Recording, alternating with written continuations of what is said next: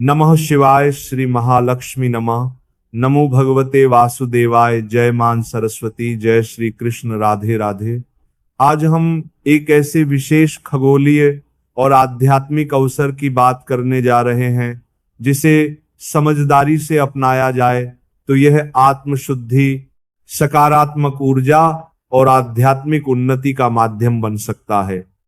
3 मार्च 2026 को फाल्गुन पूर्णिमा के दिन पड़ रहा यह चंद्र ग्रहण केवल एक खगोलीय घटना नहीं बल्कि परंपरागत मान्यताओं में अत्यंत संवेदनशील समय माना गया है।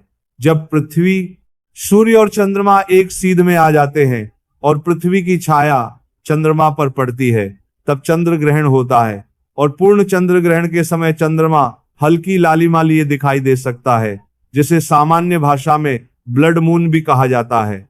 ज्योतिषीय गणनाओं के अनुसार ग्रहण का प्रारंभ दोपहर लगभग 3:20 से माना गया है।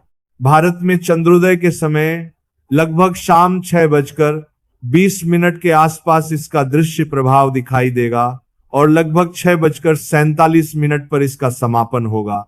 चूंकि यह भारत में दिखाई देने वाला ग्रहण है, इसलिए सूतक काल ग्रहण से लगभग 9 घंटे पहले यानी प्रातः लगभग 6:20 से प्रभावी माना जाएगा। सूतक का अर्थ घबराना नहीं बल्कि सजग रहना है। यह समय हमें संयम, शांति और आत्मनियंत्रण का अभ्यास करने का संकेत देता है। परंपरागत मान्यताओं के अनुसार सूतक शुरू होने से पहले घर की नियमित पूजा संपन्न कर लेनी चाहिए। मंदिर के द्वार ढक देना उचित माना जाता है और ग्रहण काल में बाहरी आडंबर की जगह मानसिक जप, ध्यान और ईश्वर स्मरण को प्राथमिकता देनी चाहिए। इस दौरान नया भोजन पकाने से बचें। पहले से रखे भोजन में तुलसी पत्ता डाल दें। बाल या नाखून काटने जैसे कार्य टालें। अनावश्यक विवाद, क्रोध या नकारात्मक चर्चा से दूर रहें।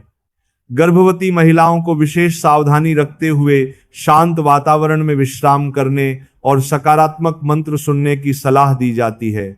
यह समय जप, ध्यान, गायत्री मंत्र, महामृत्युंजय मंत्र या अपने इष्ट नाम के स्मरण के लिए अत्यंत फलदायी माना गया है। कहा जाता है कि ग्रहण के दौरान किया गया मंत्र जाप सामान्य दिनों की अपेक्षा अधिक प्रभावशाली होता है, क्योंकि वातावरण में सूक्ष्म ऊर्जा परिवर्तन होते हैं। इसीलिए यदि संभव हो तो शांत स्थान पर बैठकर दीपक जलाएं, ध्यान करें और अपने मन के भीतर की नकारात्मकता को समाप्त करने का संकल्प लें।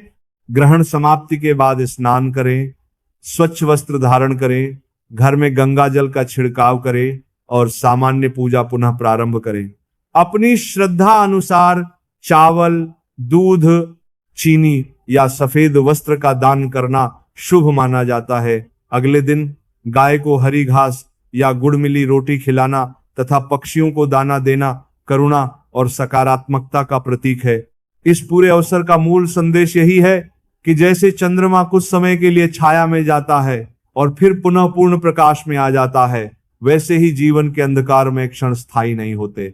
यदि हम संयम, श्रद्धा और सकारात्मक सोच बनाए रखें तो कठिन समय भी हमारे लिए आत्मबल और नई शुरुआत का अवसर बन सकता है। इसलिए इस चंद्र ग्रहण को डर का कारण नहीं बल्कि आत्मचिंतन, साधना और सकारात्मक परिवर्तन का अवसर